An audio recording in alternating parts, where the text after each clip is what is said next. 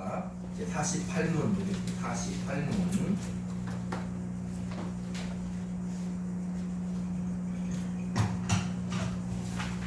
48문. 그러나 만일 그리스도의 인성이 그의 신성이 있는 곳마다 있는 것이 아니라면 그리스도 안에 두 본성이 서로 분리되어 있는 것이 아닙니까?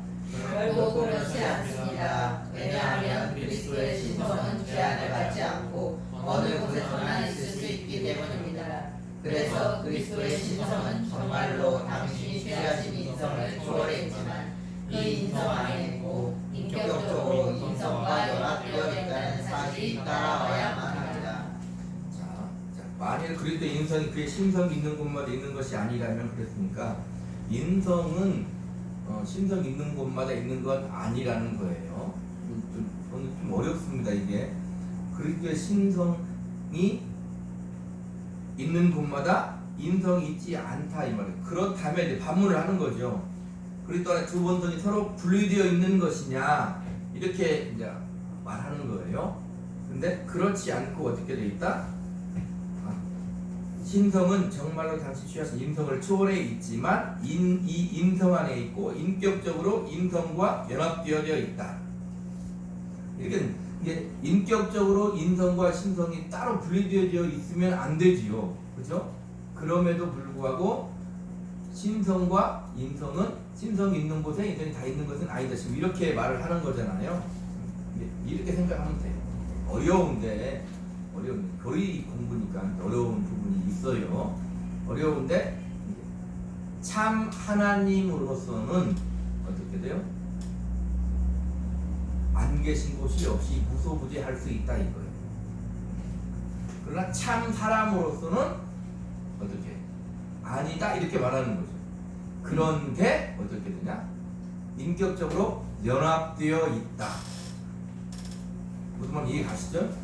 어려운데 인격적으로 연합되어져 있지만 신성이 있는 곳마다 인성이 있는 것은 아니다. 다른 말로 신성이 있는 곳마다 인성이 있는 것은 아니지만 연합되어져 있다. 무슨 말인지 이해 가시죠? 자, 이렇게 생각해 보세요. 우리가 주님과 연합되어져 있잖아요. 이게 조금 다른 문제지만 비슷하게 생각해 보는 거죠. 우리는 성령에 의해서 예수 그리스도를 주라 고백하면 우리 식으로 느낄 때 우리가 예수를 고백하면 어떻게 되는 거예요? 주님과 연합되는 거예요. 주님과 연합되는 거예요. 주님과 하나 돼. 주님과 하나 되는데 이건 물론 달라요. 주님이 신성과 인성을 가지시고 성자 하나님이 하나님으로서 뭐예요? 주님인 것과 우리가 주님과 하나 되는 것이 조금 달라요. 자, 요한복음 한번 볼까요? 요한복음 17장.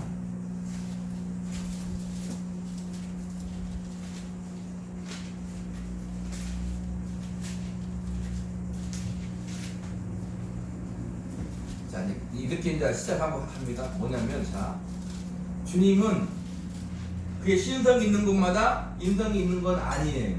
그럼에도 불구하고 인격적으로 인성과 연합되어져 있다는 거예요. 신성과 인성이 연합되어져 있는 거예요. 자, 다른 말로 신성과 인성이 연합되어져 있지만 어떻게 신성이 있는 곳마다 인성이 있는 것은 아니다는 거예요. 자, 요한복음 17장 그것을 기억하면서 17장 21절 시작. 아버지여 아버지께서 내 안에 내가 아버지 안에 있는 것 같이 그들과 다 하나가 되어 우리 안에 있게 하사 세상으로 아버지께서 나를 보내신 것을 믿게 하옵소서. 주님은 그냥 주님이시면서 참 사람 참 하나님으로서 48문의 그 근거로 하면 어떻게 되냐면 참 사람이요 참 하나님으로서 온전히 하나님이세요. 하나님이시면서 신성이 있는 곳에 인격이 다 있는 것은 아니지만 신성과 인격은 하나 되어 있는 그 주님이고 참 완벽한 완전한 하나님이신데 주님은 또 어떻게 될 수 있어요? 요한복음 10장 21절 말씀대로 아버지가 내 안에, 내가 아버지 안에 있다. 이게 주님은 더 넓게 얘기하면 아버지께서 주님 안에 이렇게 생각이 돼요. 아들 예수님은 성부 하나님에 비해서 못하거나 서열이 낮거나 이런 게 아니다 이 말입니다. 그 아들이라고 말하는 것은 아버지와 온전히 하나가 되는 거예요. 그러니까 유대인들이 내가 하나님의 아들이야 이렇게 말할 때는 그들은 자기가 하나님이야 이렇게 알아듣는다 그 말입니다. 그렇기 때문에 예수님을 신성모독죄로 하는 거예요. 자, 그래서 여기 보면 아버지가 주님 안에, 주님이 아버지 안에, 다른 말로 하면 성령이 예수 안에, 예수가 성령 안에, 이런 말은 똑같은 거예요. 그렇게 하는데 주님 나중에 뭐라고 하냐면 그들도 다 하나가 되어 우리 안에 있게 하사 이렇게 돼요. 이게 성부, 성자, 성령은 온전히 하나이지만 그 안에 계시면서 하나이지만 여기 보니까 우리도 그들도 우리 안에 있게 해서 우리가 그 안에 있다고 해서 우리가 어떻게 돼요?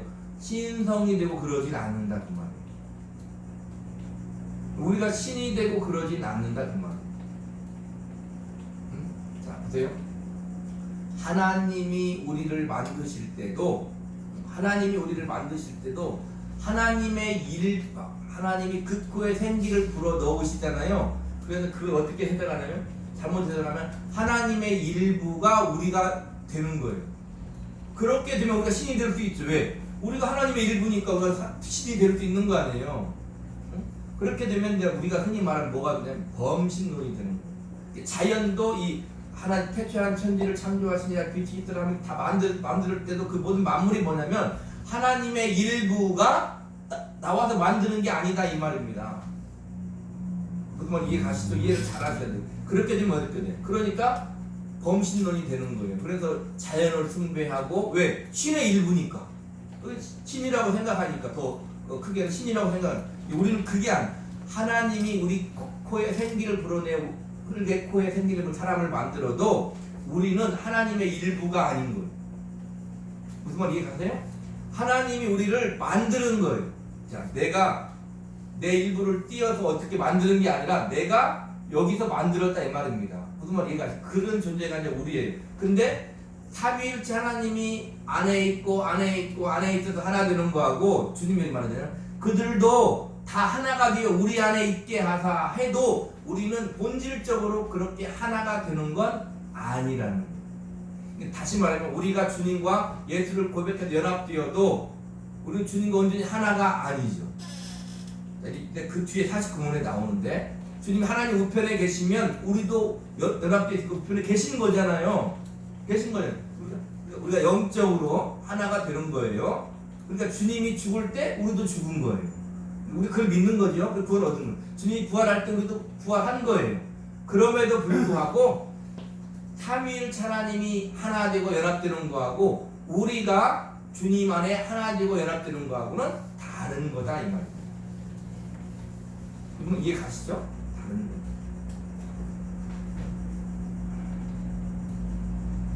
비슷한 예일지 맞을지 모르겠는데 이렇게 생각해요.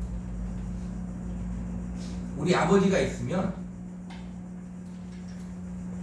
내가 누구에게서 나와요? 우리 아버지에게서 나오잖아요. 근데 우리 아버지가 없으면 내가 못 나오죠. 근데 내 아들도 마찬가지죠. 내가 없으면 우리 아들이 못 나오죠. 그런데도 불구하고 어떻게 돼요? 나와 아들은 다르다 이 말이에요. 그런 것 같이 하나님이 우리를 만들었어도 우리가 하나님 일부가 아니에요. 우리는 피조물이에요. 피조물. 거룩하게 돼요. 우리는 예수 때 피로 죄사함 받고 성령으로 더욱더 거룩하게 될지언정 우리가 어떻게 하나님의 일부가 되거나 하나님이 되거나 그러지 않는 본질적으로 무슨 말 이해하시죠? 영적으로 주님과 온전히 하나가 될 수는 있어. 그런 말이에요. 그렇게 이해하면 되겠어요. 자, 그 다음에 49문. 그리스도께서 하늘로 올라가신 우리에게 어떻게 유익이 됩니까? 첫째, 그리스도께서는 하늘에 계신 당신의 아버지 앞에서 우리의 대변인이 되십니다. 둘째, 우리는 우리의 어리이신 그리스도께서 당신의 지체인 우리를 당신의 영광을 살 것에 대한 확실한 보증으로서 하늘의 영광을 얻게 됩니다. 셋째, 우리에게 또 다른 보증으로서 당신의 영을 보내주셨습니다. 그 성령의 능력으로 말미암아 우리는 땅에 있는 것들을 찾지 않고 그리스도께서 하나님 우편에 앉아 계시는 위에 있는 것들을 찾습니다.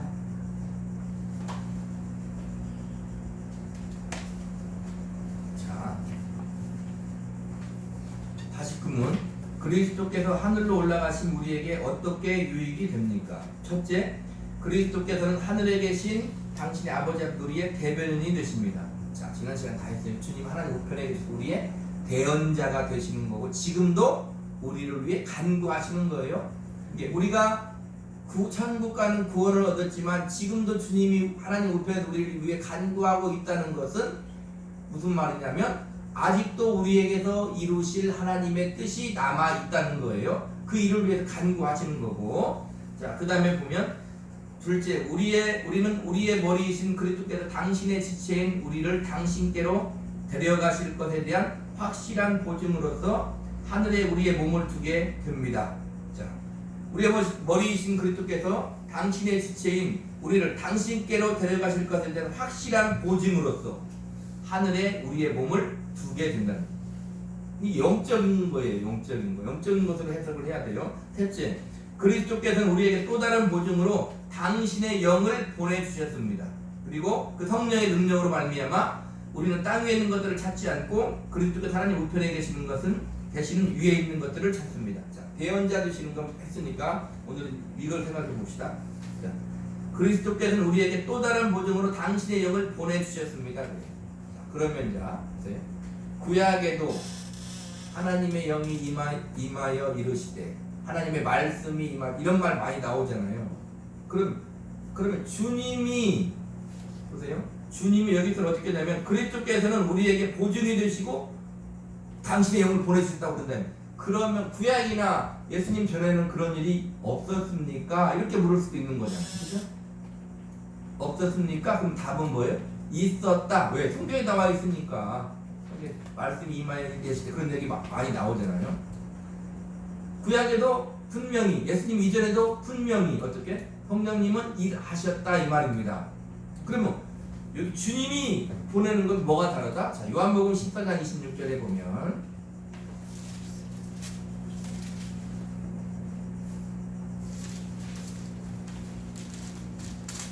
요한복음 26절 시작. 보혜사 곧 아버지께서 내 이름으로 보내실 성령 그가 너희에게 모든 것을 가르치고 내가 너희에게 말한 모든 것을 생각나게 하시리라. 그리고 다른 본문에도 보면 어떻게 주님이 성령을 받아 어떻게 우리에게 보내주시는 거예요. 우리에게 보내주시는 거예요. 자, 그럼 뭐가 다르냐? 주님 이전의 성령님과 지금 우리 안에 와서 함께 하시고 우리를 진리 가운데로 인도하시는, 우리와 영원토록 함께 하시는 그 성령님은 뭐가 다르냐? 로마서 8장은 뭐라고 해요? 그리스도의 영이 없으면 그리스도의 사람이 아니라, 이렇게 되는 거죠. 자, 분명히 보세요. 이해를 잘해야 되는 이거예요. 첫째는 뭐냐면 삼위일체 하나님은 분명히 각각 유격이 계셔요. 무슨 말인지 이해 가시죠? 성부 하나님이 예수님이 되고 예수님이 성령님이 되고, 요즘 가끔 그렇게 얘기하는 분이 있어요. 그렇게 얘기하면 이게 교리적으로 안 맞는 거예요. 그러면 어떻게 돼요? 단일 신성이 돼요. 그게 아니고 우리가 믿는 하나님은 성부 하나님이 계시고 성령 하나님이 계시고 성자 하나님, 성령 하나님이 각각이 계시는데 각각 인격이 계셔요. 육격이 계셔요.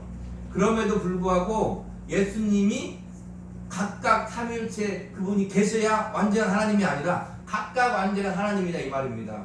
그러나 각각 육격이 계셔. 하나님 아버지가 분명히 있고 성령님이 분명히 계시고 예수님이 분명히 계셔요. 근데 로마서 같은 경우는 어떻게?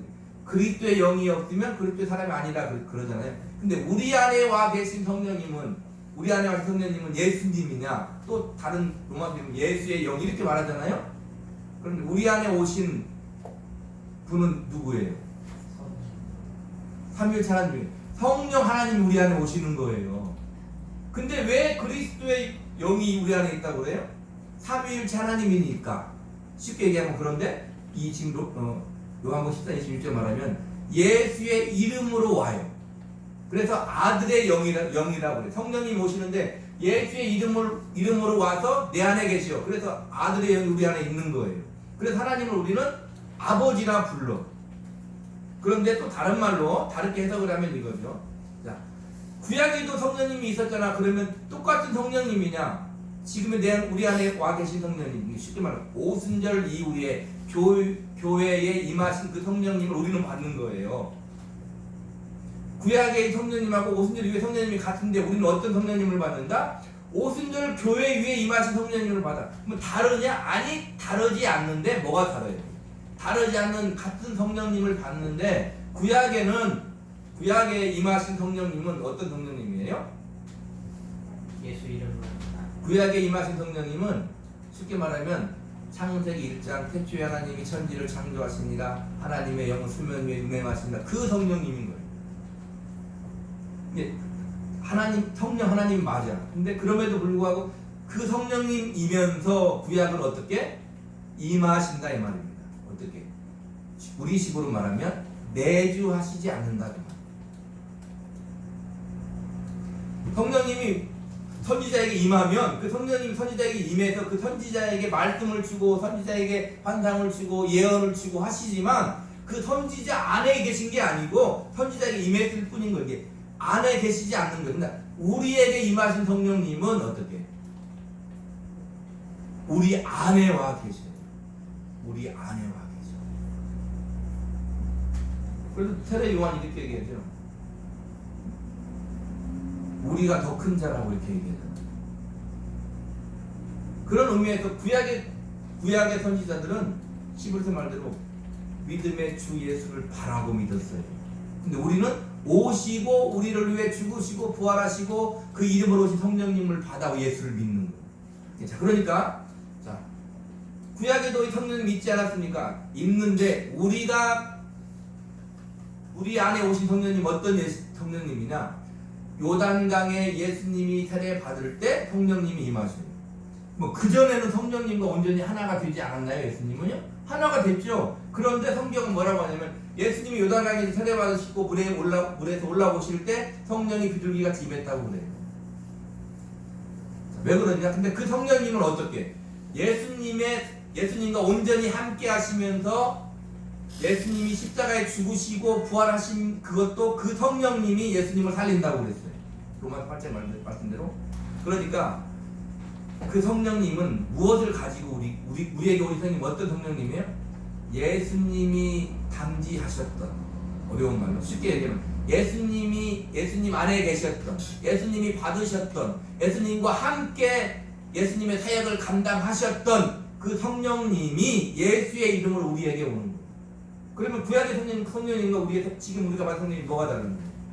구약은 말 그대로 구약. 예수님의 나심과 사심과 죽으심과 부활이 없었던 때죠. 그죠?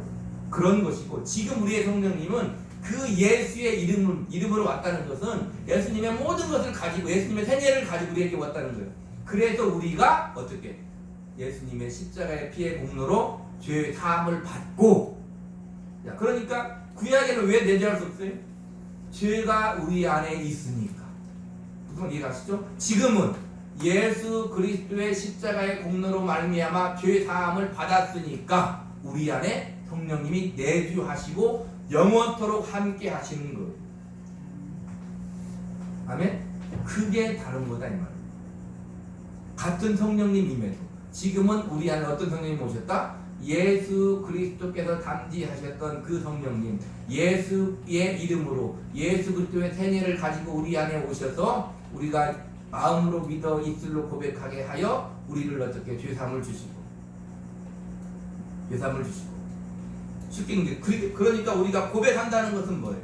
이미 예수를 믿는 거예요. 믿으니까 고백을 하는 것이고, 회개한다는 것은 뭐냐면 예수를 믿으니까 나를 위해 죽었으니까 내가 죄인인데, 그렇기 때문에 우리는 회개하는 거지요. 그러니까 복음을 들으면, 진리를 들으면 뭐가 나와야 돼요? 회개가 돼야 돼요. 근데 우리는 항상 뭐만 해요? 회개만 한다 이 말이에요. 잘못했어요 한단 말이에요. 문제는 뭐예요? 개가 되어야 된다 이 말입니다. 예수님이 십자가에 지시기 전에 겟세마네 동산에 기도했을 때 어떻게? 일어나 나와 함께 가자. 주님과 함께 가야 되는 거예요. 그게 회개인 거예요. 아무리 그러니까 우리는 예수님의 십자가의 죽음을 어떻게 받아들이는 거예요? 진리로 받아들이는 거예요. 물론 거기에는 인격을 동원해요. 지성과 감정과 의지를 동원하지만 그래서 감정이 북받칠 때 있고 감사할 때 있고 울음만 나올 때 있지만 그렇게 해서 끝날 문제가 아니라는 거죠. 그리고 예수님의 십자가의 죽음은 뭐예요? 확실한 거요, 변할 수 없는 거요, 그렇기 때문에 진리인 것이요, 그렇게 받아들여야 되는 거예요. 내 감정이, 내가 죄를 지었어, 내 감정이 용납하지 아무리 못해졌어도 그럴 수 있죠. 왜? 죄송하니까, 하나님께 잘못했으니까. 그럼에도 불구하고 그 사실을, 그 진리를 어떻게 받아들여야 돼. 그래야 내가 자유함을 얻을 수 있는 거예요. 그래서 요한복음 8장 31절 이하 말씀대로 예수께서 자유롭게 하셔야 우리가 자유로움을 얻을 수 있는 거예요. 그래서 진리가 너희를 자유케 하리라. 그렇게 말씀하는 거라 이 말입니다. 그래서 보증으로 당신의 영을 우리에게 보내셨다. 그 영은 예수의 이름으로 우리에게 오는 것이다.